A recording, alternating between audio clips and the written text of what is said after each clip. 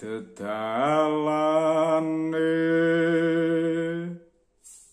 guna klawan sakti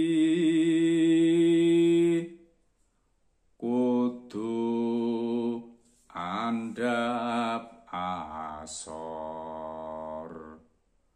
wani ngalah luhur wekasane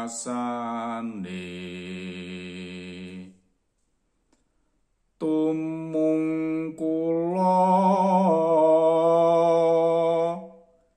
yen dipun dukani bapang den simpangi ana catur mungkur.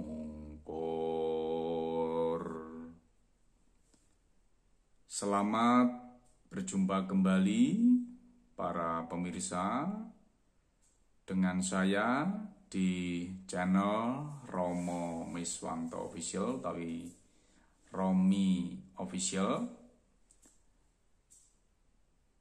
Pada kesempatan kali ini saya akan mengupas salah satu topik budaya andhap asor. Tadi saya barusan menembangkan satu bait tembang, yaitu tembang Mocopat Mijil. Tembang ini saya masih ingat adalah salah satu tembang yang waktu itu saya masih SD kelas 4 ya, diajarkan oleh guru saya ya. Beliau bukan guru bahasa Jawa, bukan guru seni, tapi beliau adalah guru matematika yang waktu itu pelajarannya adalah berhitung. Guru mata pelajaran berhitung, nama beliau adalah Pak Budiono. Pada saat itu beliau menanamkan nilai-nilai budaya andhap asor melalui tembang seperti yang barusan saya tembangkan. Menarik untuk disimak makna yang terkandung dari tembang ini. Dedalane guna klawan sakti. Ini baris yang pertama atau gotro yang pertama dari tembang Mijil. Dedalane itu dari kata dalan, jalan atau langkah atau praktik ya. Bagi mereka yang memiliki guno kelawan sakti. Guno itu artinya kepandaian, sakti itu artinya kekuatan, atau kalau dalam konteks sekarang boleh diartikan sebagai kekuasaan. Jadi jalan yang harus ditempuh oleh mereka yang memiliki kepandaian dan kesaktian adalah kudu andhap asor. Itu baris yang kedua. Harus senantiasa andhap asor. Andhap itu artinya rendah, asor itu juga rendah. Dalam kesusastraan Jawa, konsep ini disebut sebagai tembang sarojo. Tembung sarojo. Tembung loro sing tegese padha utawa meh padha kanggo mbangetake surasani. Jadi tembung dua kata yang maknanya sama atau hampir sama untuk menguatkan maknanya sendiri. Andhap asor adalah boleh, atau kalau di bahasa Indonesia kan barangkali selaras dengan pengertian rendah hati. Jadi orang yang memiliki ilmu tinggi atau kekuasaan yang besar itu harus rendah hati. Nah, baris yang ketiga itu adalah wani ngalah luhur wekasani. Ciri-ciri atau indikator yang bisa dilihat dari orang yang andap asor atau rendah hati itu adalah wani ngalah. Jadi wani ngalah luhur wekasani. Jadi orang yang berani mengalah itu bisa dikatakan memiliki kepribadian yang sangat-sangat luhur. Jadi orang yang mengalah itu bukan berarti kalah. Dalam konteks pergaulan ya di dunia sekarang mungkin akan sangat-sangat sedikit atau jarang sekali kita temukan orang-orang yang memiliki jiwa yang rendah hati, apalagi kalau dia sudah memiliki kepandaian atau kekuasaan. Ya. Jadi biasanya orang yang memiliki kepandaian atau kekuasaan itu cenderung sombong atau tinggi hati. Sehingga sangat-sangat tidak mungkin mereka itu akan berani mengalah. Ya, ada banyak kasus. Contoh ya, ketika dia sudah punya jabatan, kemudian ketika bermasalah mungkin anaknya, keluarganya bermasalah dengan hukum, maka seringkali orang itu yang memiliki kekuasaan tadi akan menggunakan kekuasaannya, jabatannya untuk apa? Ya untuk bisa bagaimana supaya dia bisa memenangkan hukum itu, walaupun mungkin posisi dari keluarganya atau posisinya itu adalah salah misalnya. Ya.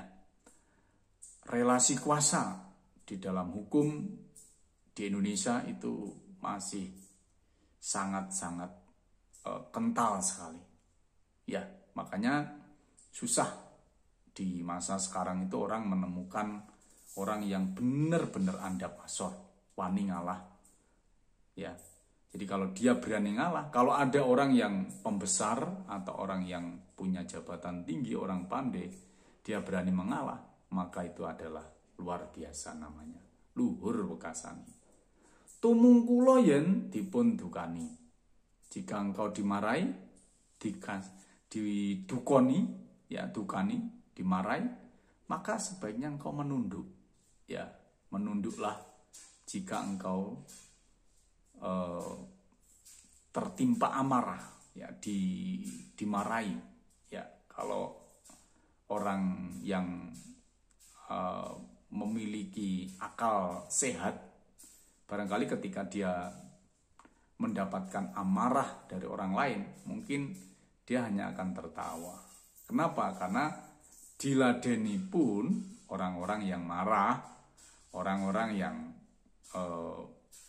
duka itu tidak akan, justru akan malah memperunyam masalah. Ya, makanya lebih baik menunduk saja.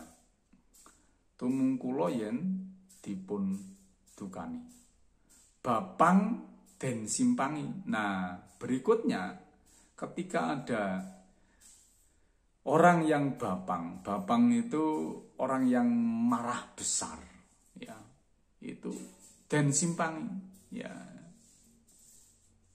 lebih baik dihindari saja. Kenapa? Karena orang marah itu ketika seseorang dengan dalam kondisi marah, maka dia tidak akan punya akal sehat, ya. Jadi malah yang lebih banyak adalah okolnya, bukan akalnya. Ketika diladeni, justru ini akan bisa menjadikan perselisihan, pertengkaran, bahkan sampai berujung pada kekerasan atau mungkin sampai mengakibatkan luka atau kematian. Maka orang yang bapang itu disimpangi. Jadi orang yang bapang itu lebih baik disimpangi. Sama dengan orang menghadapi orang yang gila. Jadi wong edan. Jadi orang pinter itu, kalau orang yang pandai menghadapi orang yang edan, kalau dia meladeni orang yang edan ya ikut edan akhirnya. Ya. Kenapa? Ya memang rumusnya kalau orang yang pinter itu akan dikalahkan oleh orang yang edan, wong sing edan. Jadi kalau orang bodoh dalam berdebat dia kalah dengan orang yang pandai, tapi orang yang pandai akan kalah dengan wong edan itu. Jadi wong edan, orang marah itu pasti kalah orang pinter. Jadi makanya lebih baik ya disimpangi saja, jangan diladeni gitu. Meladeni wong bapang ya itu sama dengan kebodohan ya. Karena wong bapang itu pengennya menang, pokoknya ajine pokoknya tok ya. Makanya jangan diladeni. Ono catur mungkur yang terakhir. Jadi indikator yang terakhir itu adalah ono catur mungkur. Jika ada fitnah, jika ada omongan yang tidak baik, maka sebaiknya apa? Mungkuro. Jadi lebih baik kita ya menghindar aja, ya, atau tidak usah meladeni fitnah yang menimpa pada kita atau orang yang memfitnah kita. Lebih baik tidak perlu dibalas, ya, jangan membalas dengan fitnah. Orang yang